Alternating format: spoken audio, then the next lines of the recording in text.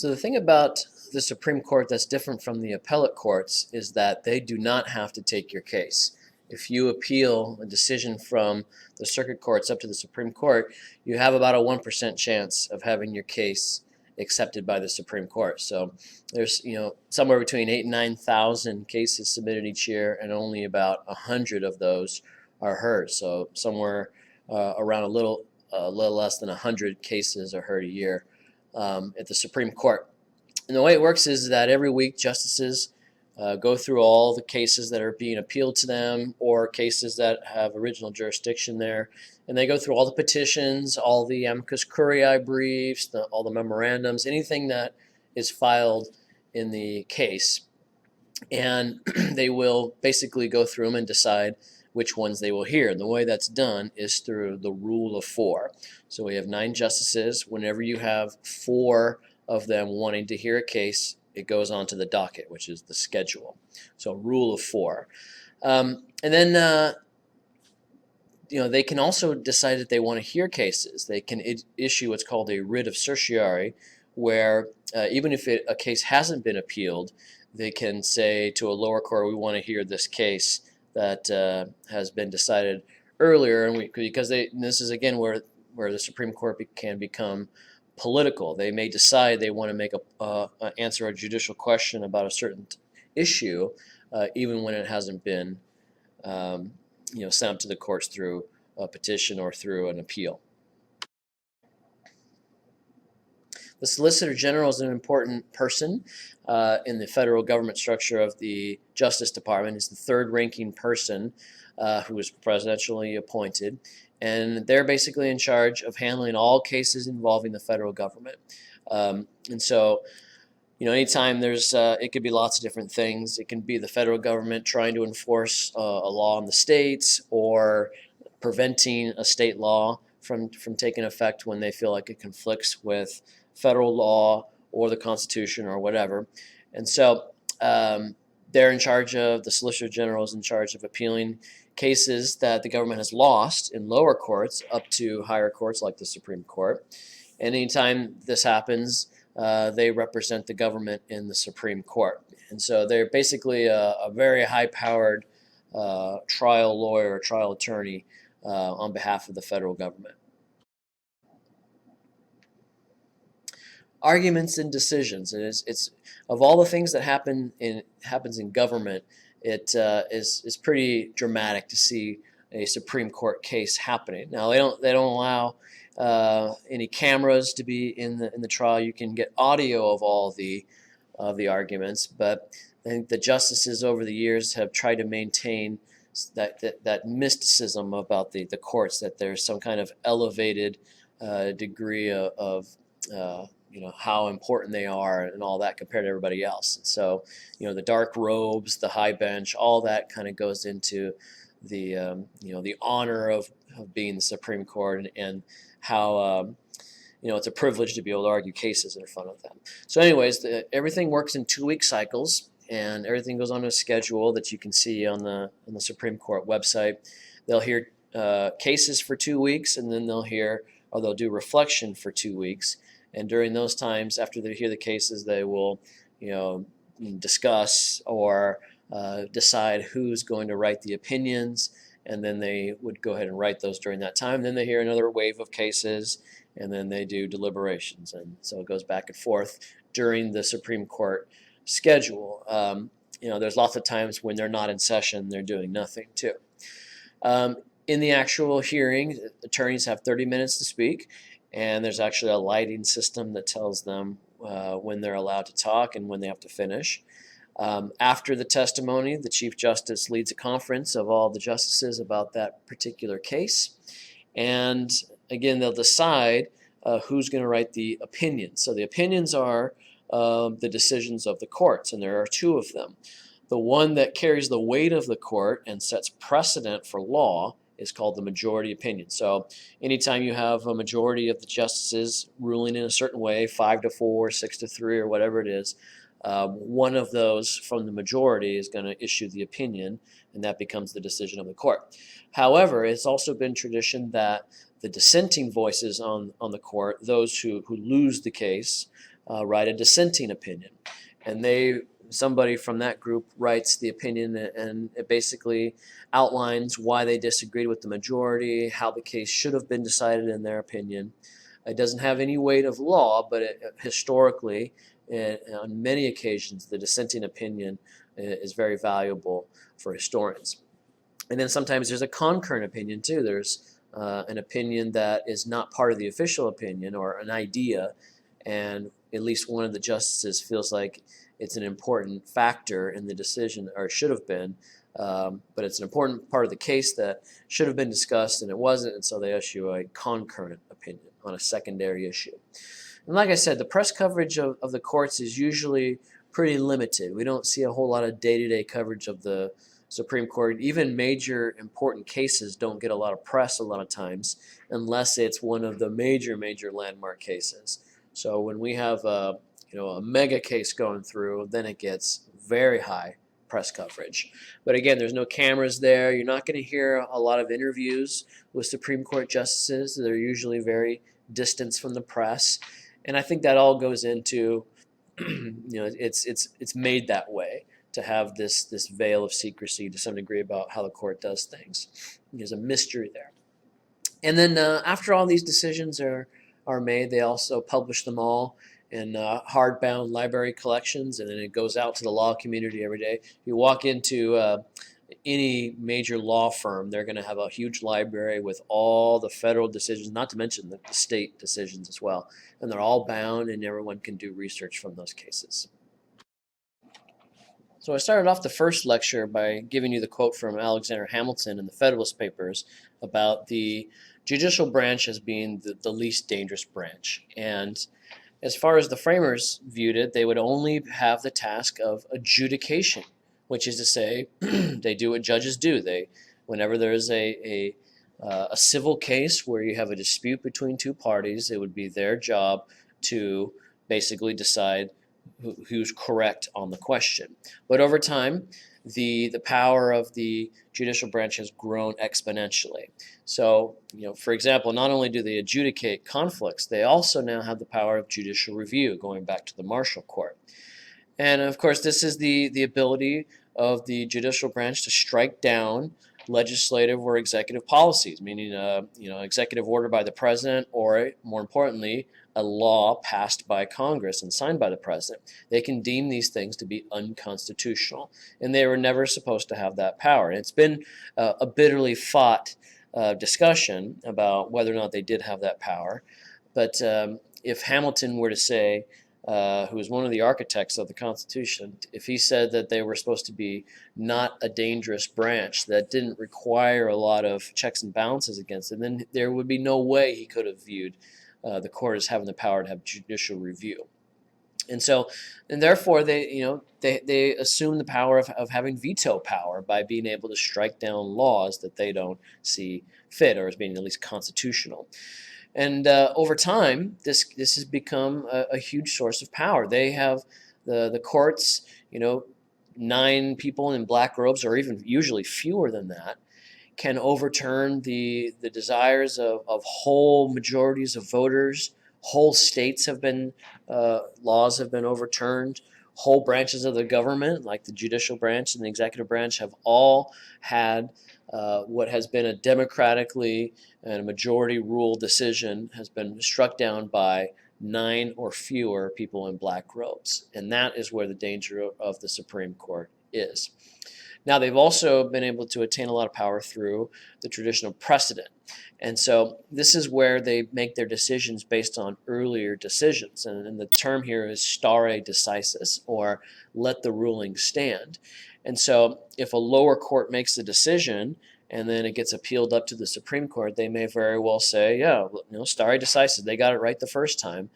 Our decision is based on that previous decision of the lower court.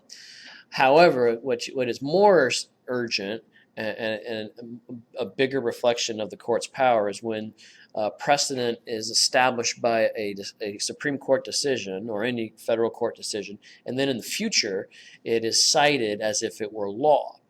And so, for example, the courts have repeatedly upheld certain policies because they say, well, we've already decided on the past that this is legal, so we're going to go ahead and keep it legal now. And so that gives them a lot of power to basically have the signature power. And the opposite would be the veto power that they have under stare decisis. They also have the signing power of the executive by approving their own previous decisions. Now, sometimes, to make this all more complicated, is that sometimes they'll change their mind and they will take old precedent and overturn it. And this happens a lot. The most famous example is probably segregation, where it was ruled constitutional under Plessy versus Ferguson in 1896, but then ruled unconstitutional after Brown versus Board of Education in 1954. There's other examples you could cite too about the incorporation doctrine, about the right to an attorney, and numerous other examples where the court has overturned itself. So you can start to see by looking at these two things, the ability to strike down policies of other institutions and people, and also the ability to make its own laws and approve its laws or change its mind whenever it wants. These are immense policymaking powers for the court. Now, here's the thing: one of the big things that limits the courts, in addition to the Senate ratifying justice appointments by the president and things like that, that one of the biggest restraints is judicial implementation. And this is the idea that the courts can hand down a decision all they want, but it has to be translated into actual policy by the other branches. And that's the thing. Congress and the president are the main ones who perform judicial implementation. And so, for example, with the Brown versus Board of Education decision, it basically ruled that segregation was unconstitutional. However, President Eisenhower and the Congress didn't really get around to passing a law and signing a law that would actually put that into effect. It wasn't until 10 years later in 1964 that the Civil Rights Act finally judicially implemented the decision in Brown versus Board of Education to its fullest. And so that is the big barrier for the judicial branch. In fact, we got the historical example of Andrew Jackson telling Chief Justice Marshall about his decision regarding Indian removal. He said, he's made his decision, now let him enforce it. He can't do anything. And Jackson went ahead and ignored the decision, and nothing was ever really done about it. And so that's a key point. All judicial decisions have to be implemented by the president and the Congress, or the bureaucracy. So lastly, I want to take a look at a history of the Supreme Court, and we call these the eras of judicial policy making. And there's definitely some very distinguishable eras where the court looks a certain way, it focuses on certain issues, it's either active or inactive. But we can basically break down into three big periods. And if you could be more specific than this and have as many as 10 or 12 eras of judicial policy making. But first off, before the Civil War, it was mostly about states' rights, that we were still trying to figure out the division between the federal government's powers and the states' powers, in other words, federalism, trying to define the Supremacy Clause and the Commerce Clause and anything having to do with the states and the federal government. And for the most part, the courts were pretty balanced in that approach, and it ultimately took the Civil War to decide on the issue. After the Civil War, it was mainly decisions about the relationship between the government and the economy. And so as we started to see the beginnings of big business and the attempts by the government to regulate them, we see some important decisions there, and especially this culminates in the New Deal. How far does the president's power go to address national emergencies? How far does it go to address the economy, and so on? And then very clearly after 1937, and probably more aptly after World War II, we see almost exclusively the court's work now is making decisions on civil rights and civil liberties. So anything from the Bill of Rights, anything about discrimination, these have been by far the most notable landmark cases up to the present. The Marshall Court set the tone. He was a Federalist appointment, but long after the Federalists were gone, Justice Marshall was still the Chief Justice, and he basically was a Federalist, and he worked to strengthen the federal government through judicial review. He's kind of the father of judicial review, which was gained in Marbury versus Madison, but also other cases like McCulloch versus Maryland and Gibbons versus Ogden, where the court decided that the federal government had expansive powers as defined in Article 1, Section 8.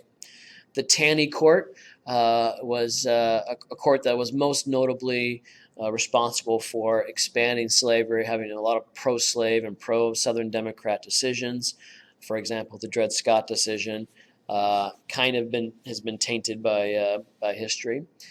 The 9 old men were the ones who basically blocked a lot of Franklin Roosevelt's New Deal programs, most notably striking down the NRA as unconstitutional, saying the president did not have that kind of authority to regulate the economy and labor and set competition codes and all that. And they mainly struck down a lot of those major programs. And this is also where we see FDR trying to do the court packing plan to get rid of these 9 old men.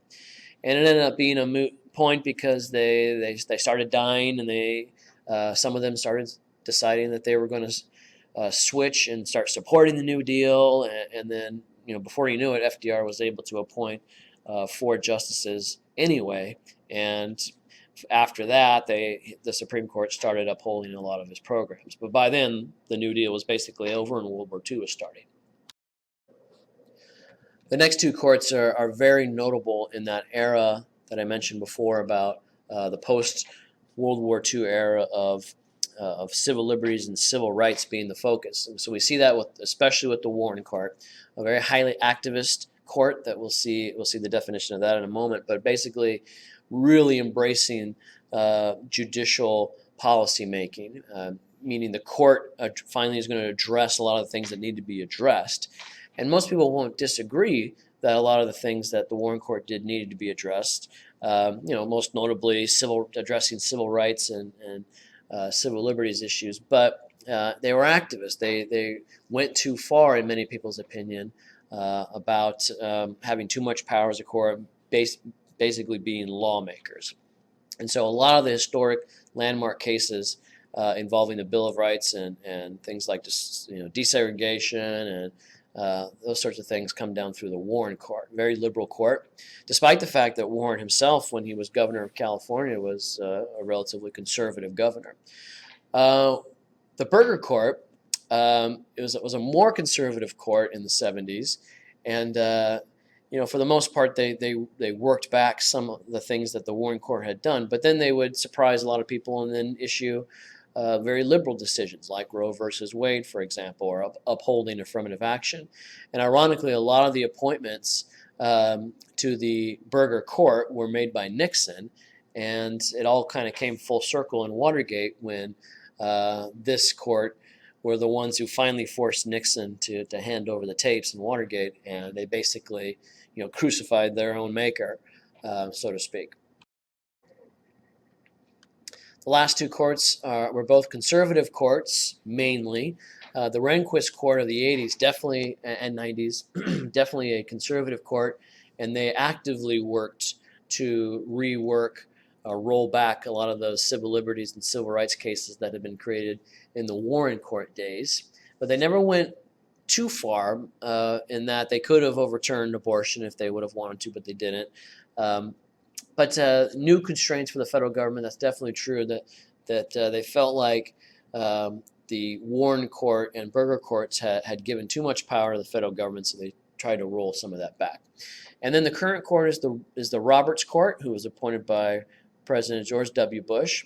And they have, at this point, 4 conservatives and 4 liberals, with the swing vote being Justice David Kennedy. And so it's kind of still a hard court to figure out. In its complexion, it looks conservative, but on many things, like upholding Obamacare, for example, or legalizing same-sex marriage across the country, those are what most would consider liberal decisions.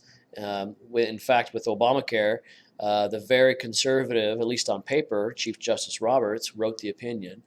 And so still working that one out, and we'll see in the future what direction they wind up going. In summary, we want to look at the scope of judicial power. And like I've been saying, it was never really intended for the court to be this powerful. However, these days, a lot of people think that that is necessary because Washington is broken. There's gridlock between the White House and Congress, and they don't get anything done, and so you have to leave it to the courts to do it.